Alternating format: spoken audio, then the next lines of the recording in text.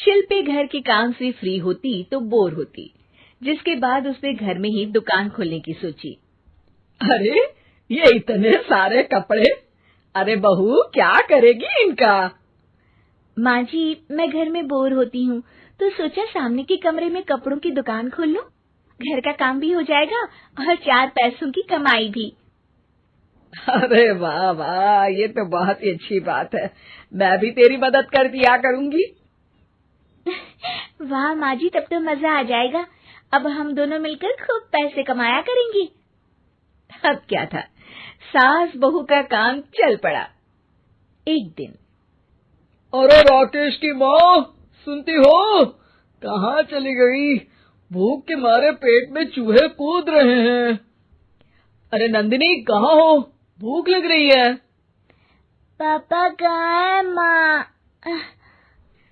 पता नहीं बेटा, भूख लग रही है। आज तो किसी ने चाय भी नहीं पूछी। तभी सास बहू घर के अंदर ढेर सारे सामान के साथ आती हैं और वो भी हंसती हुई। अरे वाह बहू, ये तो बड़ी अच्छी मार्केट दिखाई तूने। बड़ा ही सस्ता सामान था। हाँ माँ जी, और ये सामान हम डबल पैसों में बेचेंगे, मजा आ जाएगा। अरे बहू, भूख लग रही है, कुछ खाने को दे दे। माँ क्या बात है, आज किसी ने पापा को चाय भी नहीं दी? अरे बेटा, अब 40 साल में तेरे पापा ने क्या चाय बनाना भी नहीं सीखा? अरे बेटा रहने दे अब इस बहस को। तुम लोगों ने वैसे बनाया क्या है? बहू परेशान हो जाती है और सास को अकेले में लेकर जाती है। माँ जी, आज तो हम लोगों ने खाना ही नहीं बनाया। अरे बेटा, बाहर के छोले भटूरों से पेट इतना भर गया कि याद ही नहीं रहा कि घर में ये लोग भी हैं खाना खाने के लिए। अब क्या किया जाए? तभी घर में एक महिला आती है। जी, वो सुना है आप लोगों की यहाँ साड़ी बिकती है, जरा दिखाएंगे क्या? हाँ हाँ, क्यों नहीं। माँ जी, आप इन्हें साड़ी दिखाइए, मैं तब तक पिताजी और इनके लिए खाने का इंतजाम करती हूँ। सास उस औरत को लेकर सामने वाले कमरे में चली जाती है, जहाँ उन लोगों ने दुकान खोली थी। वहीं बहू भी किचन में चली जाती है। अब इतनी जल्दी क्या बनाऊं? पापा जी तो खाने के लिए भी बैठ गए हैं। आइडिया, मैं खाना बाहर से ही ऑर्डर कर देती हूँ। थोड़ी देर में खाना आ जाता है और बहू टेबल पर खाना लगा देती है। हे भगवान, कितनी कड़वी दाल बनाई है बेटा। नहीं नहीं पिताजी, वो। क्या बात है नंदिनी, रोटी तो चबाई ही नहीं जा रही है, लग रहा है रबड़ खा रहा हूँ। एक तो इतने महंगे होटल से खाना मंगवाया और वो भी इन लोगों को पसंद नहीं आया। तभी सास नोट गिनती हुई बाहर आती है। वाह माँ जी, बड़ी कमाई हुई लगती है।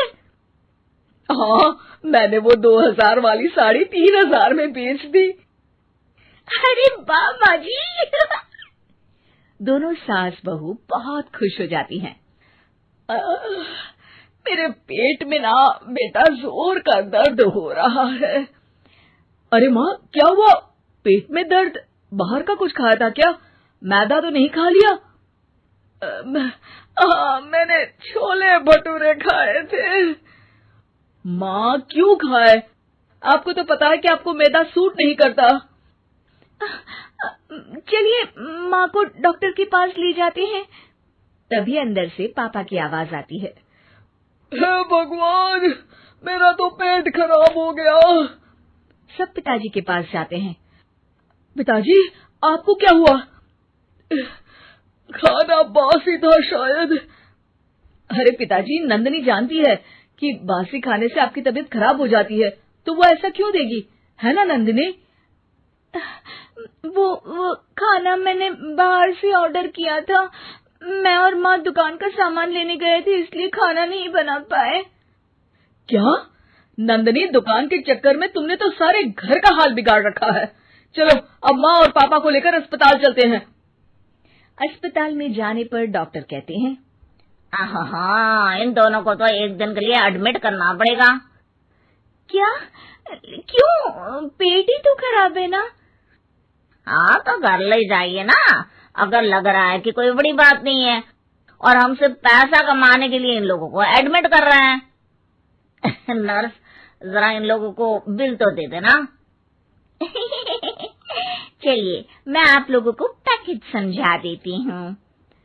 जब बहू के हाथ में बिल आता है, हे भगवान, 60,000 रुपए! इतना तो मैंने कमाया भी ना था। अब समझ गई कि कमाई के चक्कर में घर के लोगों की सेहत के साथ मैं खिलवाड़ कर रही थी।